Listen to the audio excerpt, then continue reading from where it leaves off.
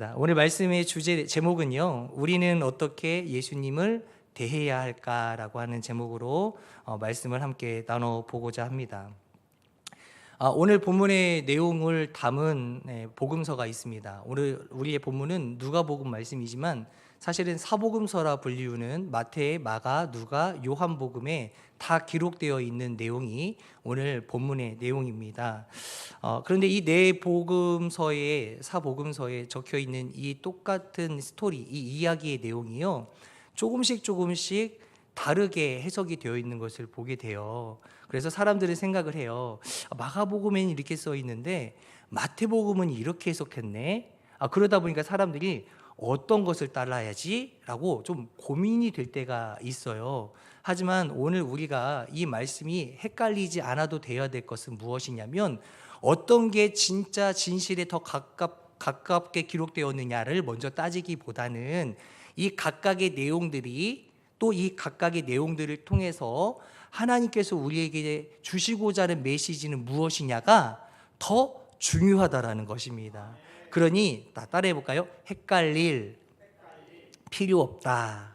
네, 그렇기 때문에 하나님께서 오늘 이 누가복음에 써 있는 내용만을 가지고도 어떠한 의미로 나에게 허락하시고 또 알기를 원하시는지를 깨닫는 은혜가 다 있기를 간절히 원합니다. 아멘. 오늘 이 배경을 보면 예수님이 지금 누구의 초청을 받았다고 나와 있나요? 바로 이 바리새인이라고 하는 사람을 통해서 식사의 자리에 초대가 되는 것을 우리가 오늘 사건의 배경으로 보고 있습니다. 여러분, 식탁 교제라고 하죠. 식탁 교제는 어디서 교제를 하는 거예요? 식탁 위에서 하는 거죠.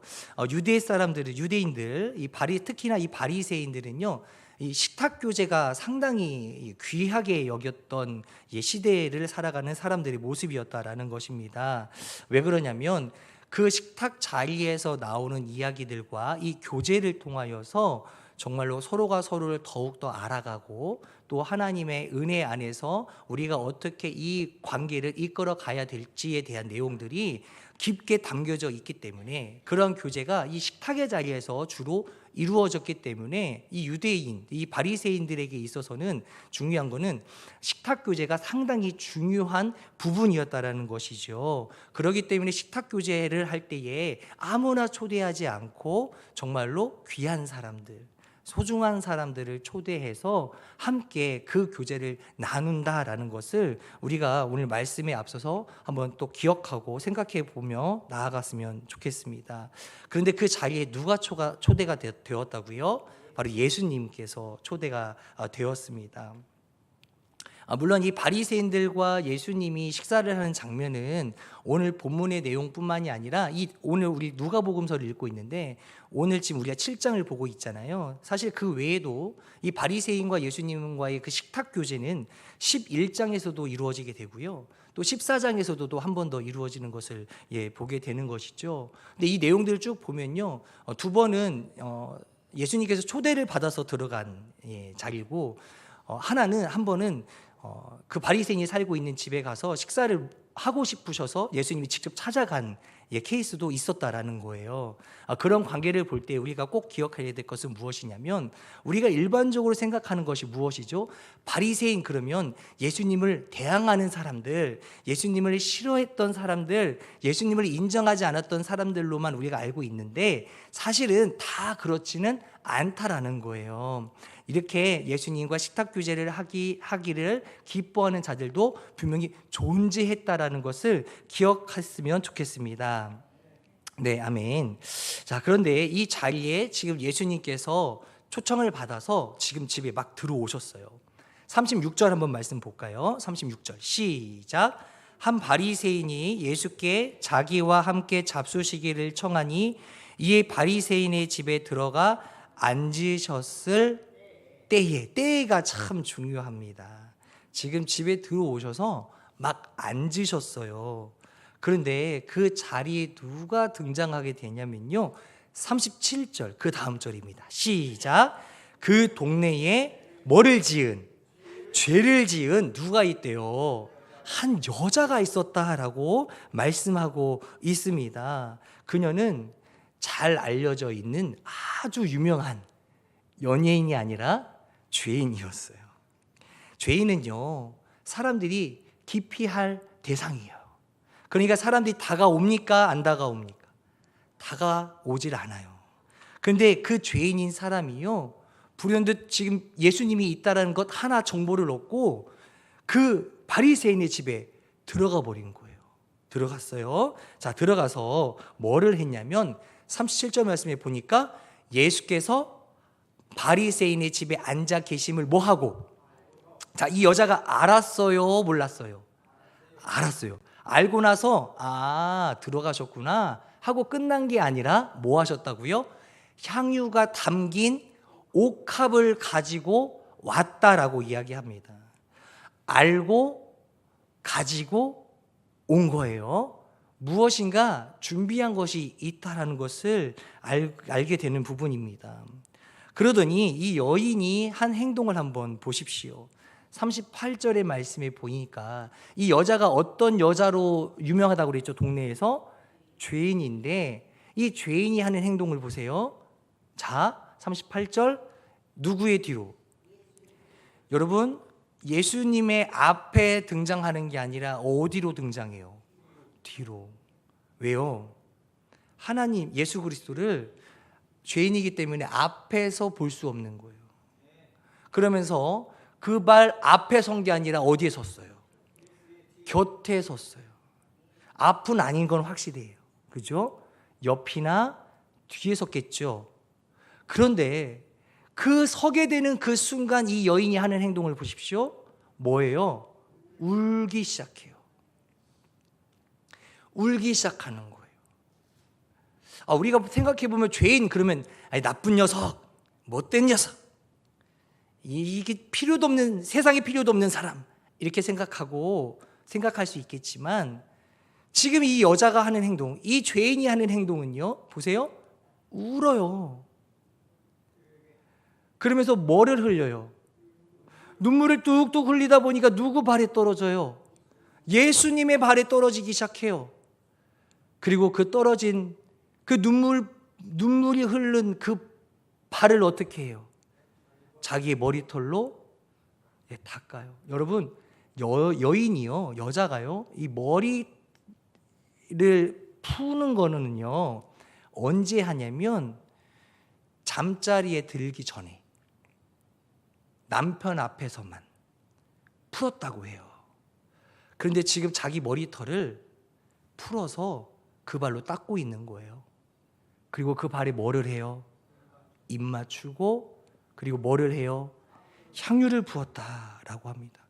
이 짧은 7장 38절의 한 줄의 내용이지만 지금 이 여인은요, 아주 작심하듯이 체계적으로 또 알고 준비해왔던 대로 지금 예수님을 대하고 있는 것을 보게 됩니다. 죄인이에요. 그것도 바리새인이라고 하는 율법주의자 집 앞에 들어온 거 아닙니까? 그리고 예수님 앞에 온 거예요. 누가요? 죄인이요. 근데 저는 이 부분을 읽고요, 공감을 참 많이 했습니다. 예수님 앞에, 예수님 곁에 섰을 때에 하염없이 흐르는 그 눈물에 대한 생각을 할 때 참 공감이 되더라고요. 여러분들도 그러시죠? 왜 우리는 공감하게 될까요? 우리도 죄인이니까. 어쩌면 낮에만 해도 핏대를 세워가면서 큰 소리로 네가 잘났네, 내가 잘났네, 네가 잘못했다, 네 탓이다, 핏대를 세워가면서 큰 목소리를 냈을지 모르겠지만 여러분, 집에 돌아가면 어떠신가요? 누군가와 다투고 집에 들어왔을 때, 내가 그때 좀 참을걸, 내가 그렇게 그 단어를 선택하지 않았었어야 됐는데, 후회함이 밀려올 때가 있지 않습니까? 그런데 이 여인은 죄를 짓고 또 짓고 또 짓다 보니까 이게 쌓여만 간 거예요. 해결할 데가 없는 거예요. 이것을 어떻게 하면 털어버릴지 방법을 모르고 있던 중이었어요. 그런데 예수님 앞에, 누구 앞에요? 예수님 앞에 나와 그는 눈물을 흘렸다라는 거예요. 여러분, 아까 어느 분이 이 눈물을 흘렸다라고 하는 그 부분을 함께 나눌 때에 회개라고 하는 단어를 누가 쓰셨더라고요. 맞습니다. 그는 그냥 하염없이 흘린 눈물, 억울해서 흘린 눈물이 아니라 하나님 앞에 회개의 눈물을 흘렸다라는 사실입니다. 이러한 복잡한 감정들이 예수님을 본 순간, 그리고 그분이 내 눈앞에 있는 그 순간 다른 사람들의 시선 따위는 생각하지 않고 누구에 집중하게 되었다? 예수님을 집중하게 되었다라는 사실입니다. 맞아요. 예수님만 보이는 거예요. 그리고 눈물로 그 발을 적셨대요. 그리고 자기 머리털로 그 눈물을 닦아 드렸대요. 그리고 그 발에 입을 맞추고, 그리고 자신이 가지고 있는 최고의 것을 예수님께 드리고 있습니다. 바로 향유를 부어 드린 것이죠. 우리가 설교 시간에 많이 들어보았죠. 이 향유는 얼마의 정도를 이야기하죠? 네, 약 연봉이에요. 연봉. 1년 연봉을 여기다가 쏟아 부은 겁니다. 자기의 가지고 있는 모든 것을 예수님께 부어드린 거예요. 사랑하는 성도님들, 그녀에게서 무엇이 보여지십니까? 여러분, 그녀의 진심이 느껴지십니까? 처음에는요, 바리새인이 예수님을 식사를 초대했을 때만 해도요, 바리새인과 예수님이 참 가깝다라고 느껴졌었어요. 그런데 지금 이 죄인인 여자의 등장으로 말미암아 이 여자 또한, 이 죄인 또한 얼마나 주님께 가까이 나아가고 있는지를 우리는 보게 된다라는 사실입니다. 그때 이 바리새인이 하는 말을 한번 들어보십시오. 39절 말씀입니다. 예수를 청한 바리새인이 그것을 보고 마음에 이르되 이 사람이 만일 선지자라면 자기를 만지는 이 여자가 누구며 어떠한 자 곧 죄인인 줄을 알았으리라 하거늘. 예수를 청한 이 바리새인이요, 이 죄인이 하는 행동을 보자 이 바리새인이 예수님을 향하여 뭐라고 말하냐면, 이 사람, 즉 예수님이 만일 선지자라면 이라고 하는 말을 써 붙여버려요. 여러분, 이 말이 의미하는 것이 무엇인지 아십니까? 이렇게 해석하는 거예요. 이분은 분명 선지자가 아닐 거야. 누가 아니라고요? 예수님이 선지자가 아닐 거라고 집에 초대를 한 이 바리새인이 고백하고 있는 거예요. 그러니까 예수님이 하나님의 아들이며 구약시대 때부터 들려왔던 곧 오실 그 메시아가 아니다라고 이야기하고 있는 것이죠. 그러면서 이 바리새인이 예수님을 뭐라고 부르는지 아십니까? 40절의 말씀에 보니까 예수께서 대답하여 이르시되 시몬아 내가 내게 이를 말이 있다 하시니 그 바리새인이 이르되 선생님 말씀하소서라고 해요. 선지자가 아닐 거야. 그저 선생님이겠지. 이렇게 고백하는 거예요. 선생님 말씀하소서. 지금 예수님을 이 바리새인은 선생님이라고 부르고 있다는 겁니다. 지금 여자의 등장으로 바리새인과 예수님의 거리가, 바리새인이 말하면 말할수록 점점 거리가 멀어지고 있다라고 하는 느낌이 들 정도가 생각이 드는 거예요. 느낌이 듭니다. 그때 예수님께서 이런 말씀을 하십니다. 41절 이르시되 빚 주는 사람에게 빚진 자가 둘이 있어. 그러니까 돈을 빌려주는 사람에게 빌려준 사람 두 사람이 등장을 하는 거죠. 하나는 무슨 500데나리온을 빌려줬고 한 사람은 50데나리온을 빌려줬대요. 그러니 이 두 사람이 돈을 빌려갔으면 갚아야 되는데 갚을 능력이 되지 않자 이 빌려준 사람이 탕감을 해줬다라고 해요. 탕감을 해주었으니 둘 중에 누가 그를 더 사랑하겠느냐라고 하는 예수님의 물음이 있었어요. 여러분, 그 물음에 이 시몬이, 이 바리새인이 뭐라고 대답하는지 아십니까? 43절에 내 생각에는 많이 탕감을 받은 자니이다. 그러니 예수님이 뭐라고 하세요? 네 판단이 옳도다. 자, 그러니까 50데나리온을 빌려준 사람보다 500데나리온을 빌려준 사람이 큰 돈을 빌렸는데 큰 돈을 안 갚아도 되니까 더 감사할 수밖에 없다라는 거예요. 그죠? 맞습니다. 거기에 대해서 예수님이 그래, 맞아, 네 판단이 옳다라고 이야기하시는 거예요.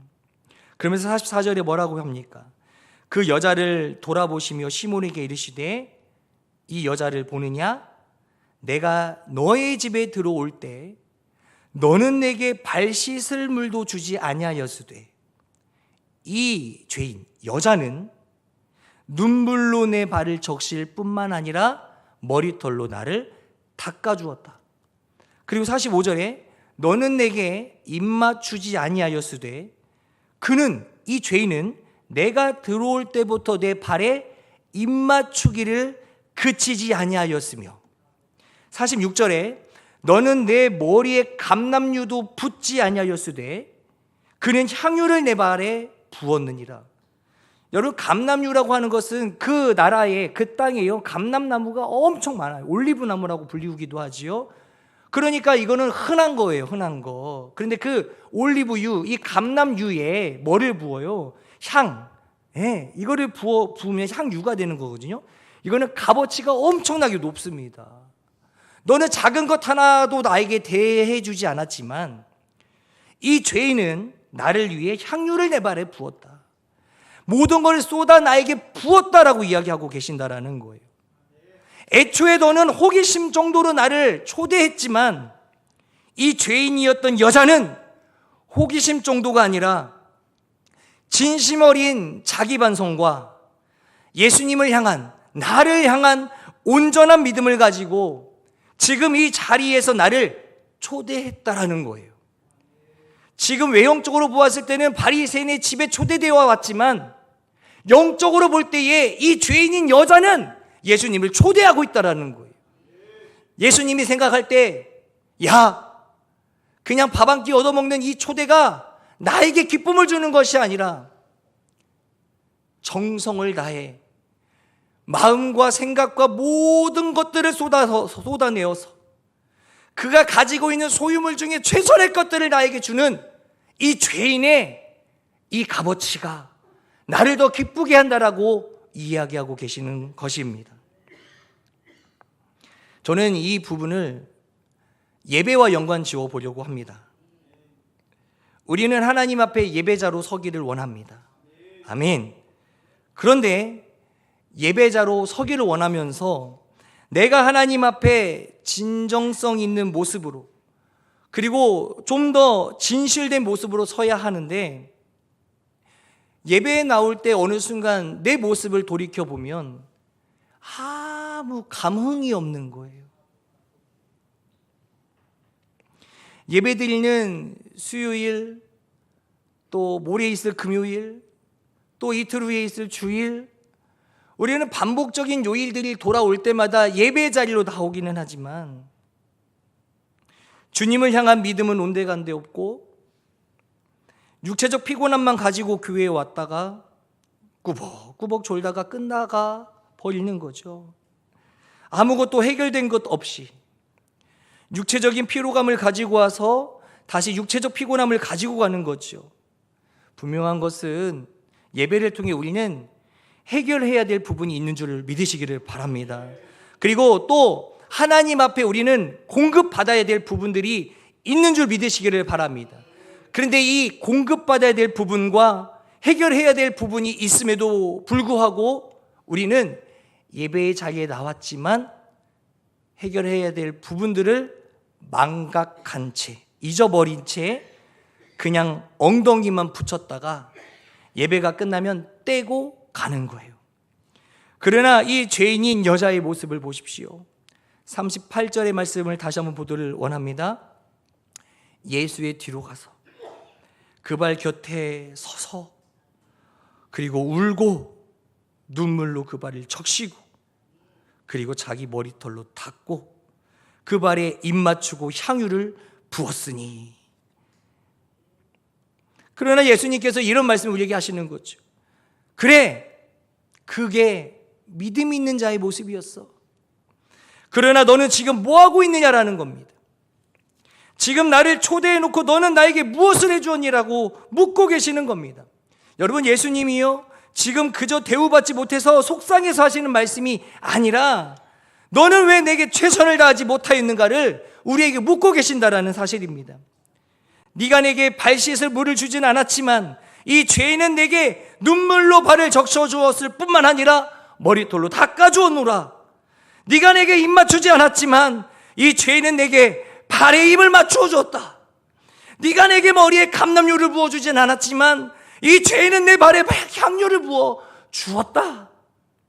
너는 내게 왜 최선을 다하지 못하는가? 라고 우리에게 묻고 계시는 거예요.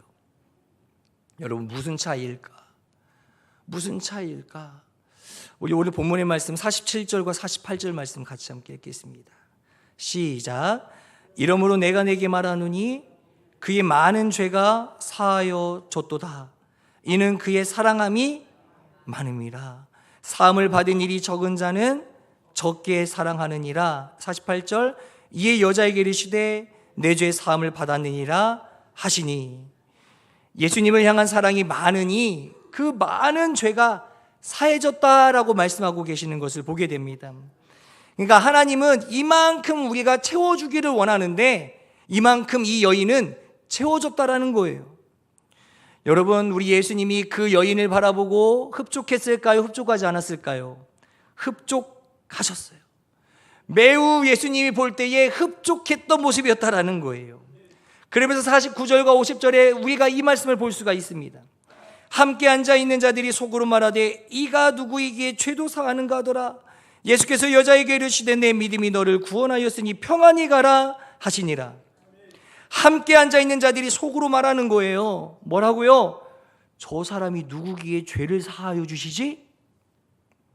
그 말을 예수님이 들었어요, 안 들었어요? 들었어요. 그래서 더욱 큰 소리를 내어 선포하셔요. 뭐라고 선포하셔요? 너의 믿음이 너를 구원하였으니 평안히 가라. 아멘. 선포하는 거죠. 함께 앉아있는 자들이 궁금해하니까 특별히 더욱더 큰 소리를 내어 선포하셨던 것입니다. 봤냐? 내가 구원자 예수 그리스도다. 이거 선포하시는 거예요. 너의 믿음이 너를 구원하였으니 평안히 가거라. 오늘의 설교 제목이 우리는 어떻게 예수님을 대해야 할까입니다. 오늘의 이 본문의 말씀과 오늘 설교의 내용이 앞으로 예수님을, 하나님을 여러분이 어떻게 대할지에 대해서 조금 더 고민을 안겨줄 수 있는 것이 되었으면 좋겠어요. 오늘의 말씀을 보니까 예수님을 사랑하는 마음만이면 되는 것 같아요. 예수님을 사랑하는 마음이요, 전적으로 예수님을 붙드는 믿음으로 작용한다라는 거예요. 여러분, 사랑하지 않으면 믿을 수 없는 거예요. 아이가 엄마나 아빠와 함께 갈 때는 사랑이 있으니까 믿는 거예요. 여러분, 사랑이 없으면 믿지 못하는 거죠. 여러분, 내 안에, 또 우리 여러분들의 안에 예수 그리스도의 사랑이 가득 담겨져 있기를 소원합니다. 그 사랑이 나를 회복시켜 주는 거예요. 그 사랑이 나를 믿음의 온전한 위치까지 올려준다는 사실입니다. 여러분, 우리의 영성은 어떻습니까? 오늘 이 시간에 이 말씀을 통하여 회복되는 놀라운 은혜가 있게 되기를 소원합니다. 봤냐? 내가 구원자 예수 그리스도이니라. 아멘. 그래서 제가 말씀을 결론으로 드립니다. 우리의 삶 속에서 가장 소중한 것 드려야 되지요. 기본이 무엇이 되겠습니까? 바로 예배인 것이지요. 사실 이 향유옥합을 깨뜨린 이 여인에 대한 이 마리아의 이야기는 우리가 일반적으로 설교를 들을 때에 우리의 삶 속에서 가장 소중한 것을 주님께 드릴 그 결단을 하기 위한 설교로 많이 듣게 되지 않습니까? 그러나 그런 것들보다 먼저 앞서서 준비되어야 될 것이 바로 예배의 회복이라는 거예요. 우리는요, 교회에 와서 드리는 것만 예배가 아니죠. 우리는 일상적인 생활을 하면서도 하나님 앞에 예배 드리는 자예요. 그렇기 때문에 내가 직장에서, 일터에서, 사업장에서 내가 하는 환경 가운데에서 예배 드리는 거예요. 하나님 감사해요.